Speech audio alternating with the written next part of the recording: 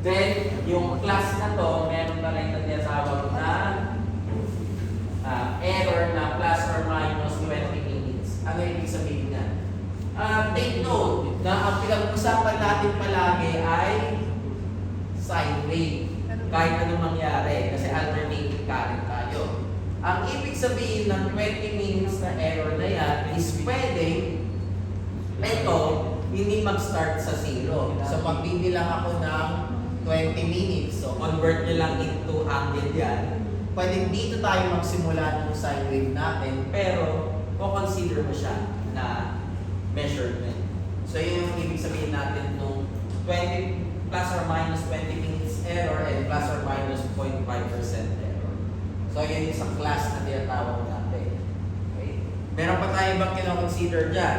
Yung kino-consider naman natin kasunod is yung kanyang accuracy. So sa accuracy, usually ang kino-consider natin plus or minus 5%. Meron tayong tinatawag na 3P at saka 6P.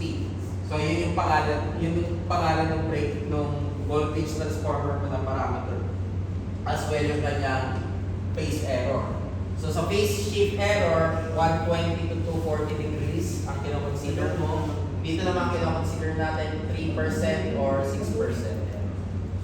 Meron din tayo, so yan, makita mo may dadagdag ka lang, 3P, KP is equal to 1.9. So, in-explain naman dito na may 3% error ka, meron kang phase angle na 120 minutes error, tapos ito yung kanyang rated voltage 5% yung pwede maging error ng 41,800. Meron ka rin pwedeng load na from 6 volt ampere to 30 volt ampere. And yun yung mga kino-consider natin. Constant yung ano din sa KP. Yung KP yan, constant yan. Base mo yan sa table. Base mo siya sa table na available. So kumbaga lahat yan magiging calculated lang.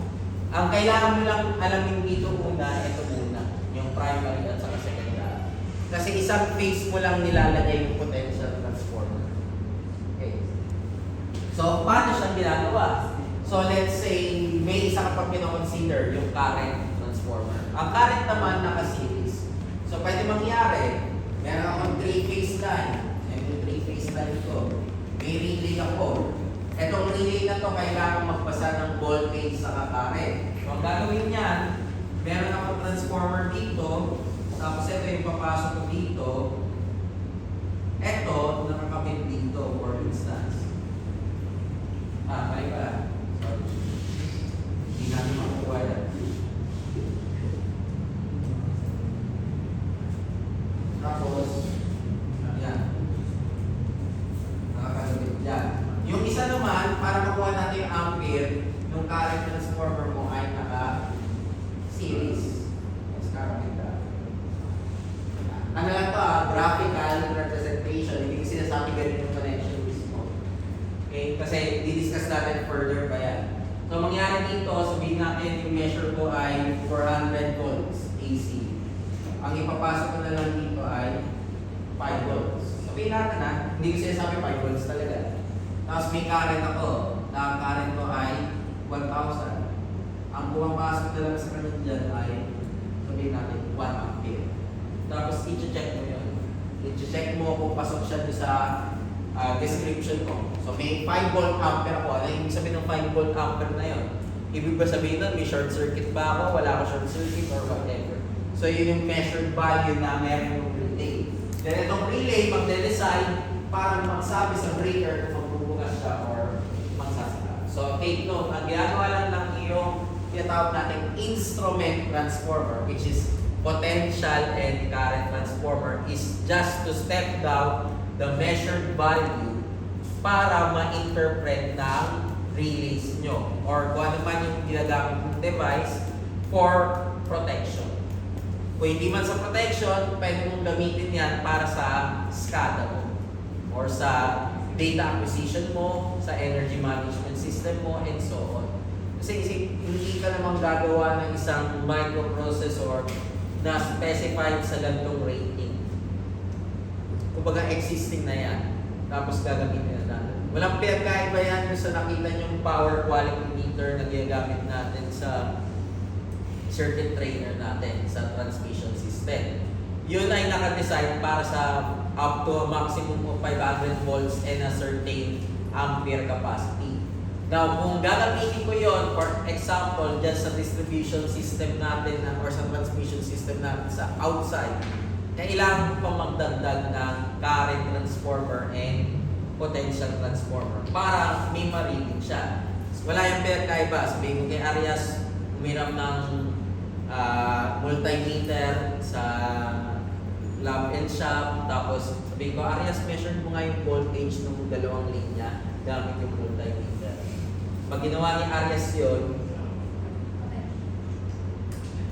baka hindi na natin makita si Arias ngayon. So, hindi pwede yun. Kaya nga, gumag-club meter yung gagawin. Ayun nga, club meter ang tawag ko sa gagawin. Mas malaki yung kaya niya na. So, ito lang, pinapakita lang natin dito kung ano yung operation ng current transformer as well as yung markings niya. Then, kung ano yung kanyang actual circuit. So, hindi ko muna i-explain dito, pinapakita ko lang dito yung actual circuit niya. Then, kung ano yung mga operations niya. So, we want it to be here sa intermediate zone and not the unsaturated and saturated zone.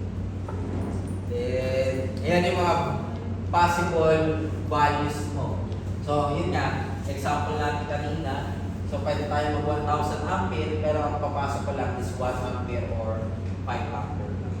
As well as kung ano yung short time thermal current mo.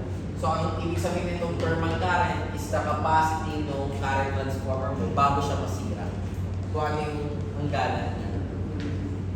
And other characteristics. May accuracy ka, may metering ka, may protection ka. Ayun, makikita mo yan. Pag bumili ka ng current transformer, wala lang, gusto mo lang bumili. So, tinignan mo yung kanyang mga tables doon. Yan yung makikita yung mga nakalagay. So, yun. Pinakita lang natin dito. Ito yung primary, ito yung secondary. Ito yung kanyang accuracy power. Ito yung class, ito yung safety factor. Okay? So, puro data lang yan.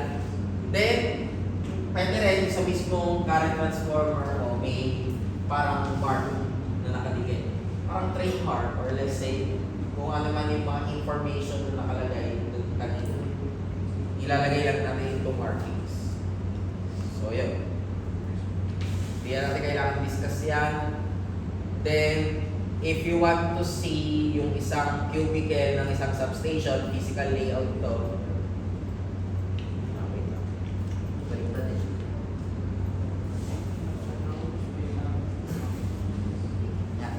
so, ito na nga, inaayos na nga eh. Sorry ah. May nakalagay dyan, ito yung load break switch, tapos may fuse cut, saka load break switch, papunta sa substation. Tapos meron ito papunta sa isang pang substation if you want. So lumalabas may dalawa tayong substation. Then ito yung papunta utility. So i-design mo lang yan kung ano yung proper connection natin.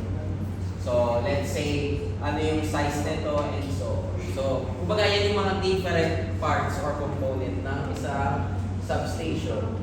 Now, yung kasunod na part nito, hindi na natin focus kasi pinapakita lang niya kung ano magiging tinatawag natin cubicles or connection to the power supply. Ito yung kanyang electrical symbol and ito naman yung part kung ano yung magiging physical layout. So, if for example, meron kang load break switch and current transformer, disconnector, and others. So, yun yung nakalagay dyan. So, more on physical. Hindi tayo mag-focus tayo dito kasi ang consideration lang natin dito is more on the electrical part. Unless na yung focus ng design nyo is more on the substation part. Pagdating naman ang focus nyo is more on sa generation or more on sa distribution system, you just need to consider yung primary components lang ng isang substation. Okay. So, ito naman pag may SM6 ka na circuit breaker. Measurements. Then, example design. So, let's say, meron tayong gagawin na network network between carnal and pending distribution. Basta 36 kilovolts yung gagamitin natin. May short circuit current ka na 15.3 kiloampere. May nominal current ka na 525 and may voltage ako na 31.5. So, ito dapat yung gagawin mo, isang indoor type na transformer substation. So, pag sinabi mong indoor type, naka-enclose siya into a establishment or into a room. Pag sinabi mong outdoor type, yan yung nakikita nyo sa poste, yung mismong isang area. Sabihin natin, pag dumaan kayo sa substation ng sugat, tinlupa, or whatever, may makikita kayo na parang malaking box, tapos may mga tusok-tusok. Yun yung transformer mo, yun yung substation natin. Outdoor type yun. Indoor type, example ng indoor type. Malamang lumalabas kayo ng TIP, RLED, di ba? Meron tayong katabi doon na parang electrical room ng papunta doon sa tulay na papuntang Malacanang. Nakikita nyo daw. Yes, sir. Hindi nyo pinapansin. Nakikita, sir. Yung may pintuan green. Ano? Pag binuksan mo yun doon, yun yung substation ng TIP. Hindi. Hihingi pa ako ng permit para makita nyo yung parts na yun. Sige, tingnan natin. Pwede. Sure! Hindi ako sure ha. Okay. So, karaniwan ang laman na makikita nyo doon is yung mga load break switch, circuit breaker, metering, transformer protection. So, what would be the single line diagram and ano yung transformer power ratings? So, syempre, maghanap ka sa mga given na type mo, pati ng voltage sa current transformer. Then, maghanap ka rin yung fuse. Ito yung mga pwedeng type ng fuse, transformer mo, at saka switchgear. So, mula doon, i-design mo siya. So, ito yung aking substation. Yan yung transformer ko. Meron akong circuit breaker sa current transformer as well as disconnector. Dito sa part na to, naglagay ako ng isang pang current transformer sa voltage. So, ito rin. Multiple yan. Kasi meron tayong ito, papunta yung isang substation natin. Ito, papunta doon sa kasunod natin na substation. Ito, papunta doon sa factory natin. So, ito yung papuntang factory natin. So, pag nilayout natin, yun lang sinasabi. Yan yung capital. Yung substation sa taas. Ang rating mo, 31.5 kV, 525 ampere, 15.3. Papasok dito. So, dapat ang rating nito, switch natin ito, 36 kilovolt, 630, 16 kiloampere. Then, papasok siya dito sa kasunod. May bababa, papunta sa pending. Pag tinignan ko pa further on, dito pa lang siya mounts na step down into lower voltage. Mapapansin nyo, pare-parehas lang yung voltage na ginamit natin. Kasi yung pumapasok natin 31.5. Hindi ka naman pwede gumamit ng voltage na less than 31.5. Kaya same lang yun. Yung short circuit capacity natin, kaya pare-parehas na 16 ampere yan. Ano rason natin? Balikan natin to. Ang sabi dito is meron kang short circuit na 15.3.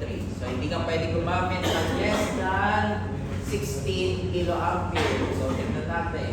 So, wala naman. 12.5 to. Diba? So, hindi pwede. Pagdating dito sa fuses natin, 36 na. Hindi ka pwede mag-24. So, yun yung rason kung bakit ang ginamit natin dyan is ito yung value natin. So, yun. That's how you design a substation in electrical system lang. Pero syempre, kung consider mo yung physical layout, kung consider mo yung other factors, may other considerations naman. Wala pa tayong pinag-uusapan dito kung yung substation mo lang ay single bus, double bus, breaker and a half, etc. Yun yung next topic, yung substation layouting. So may different bus scheme ka na tinatawag. So bakit meron ka tinatawag na double bus, bakit may tinatawag ka ng breaker and a half, bakit may tinatawag kang single pole, etc.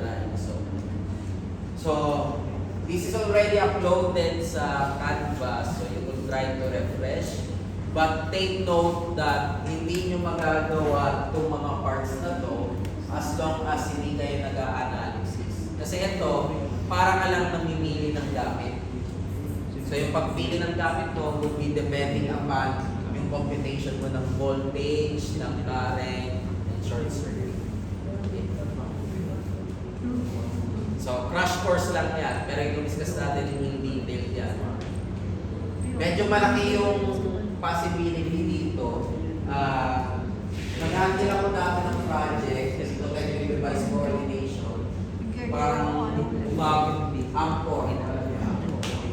So, gumawa ka ng protective device coordination ng AMCOR wherein depende kasi yun sa bawat breaker kung ano yung magiging possible na sabihin natin, hindi naman kickback yun yung inyong commission. Usually, ang commission doon is based on the amount. Sabihin natin, 10 million yung project mo, maybe meron kang 10% na commission. Ang problema kasi doon, karaniwan, pag nag-focus ka sa design ng protection system, especially pagdating sa breaker and breaker sizing and protective device, karaniwan may buhay na kapalit eh. Pag nagkamali ka dyan, there is a possibility na pwede may mamatay. So kaya ang main reason kaya hindi ka pinapayagan na pumirma kaagad. So kaya pinapapirma mo yun sa isang professional electrical engineer. Kasi, kumbaga, nasa kanila yung burden. Kahit ikaw yung nag-design, ang nag-approve, PEE. Ibig sabihin, sa PEE, tama yung ginawa mo. So kahit sabihin natin ikaw yung nag-design, siya yung pumirma. So siya yung may kasalanan. So yun yung parang sabihin natin responsibility ng pagpipirma. So if you are planning to take PEE, yun yung rason kung bakit kailangan nyo magkaroon ng experience. Eh, kulang pa yung walang pa yung chat. Wala ko sinabi. Basta sinabi ko.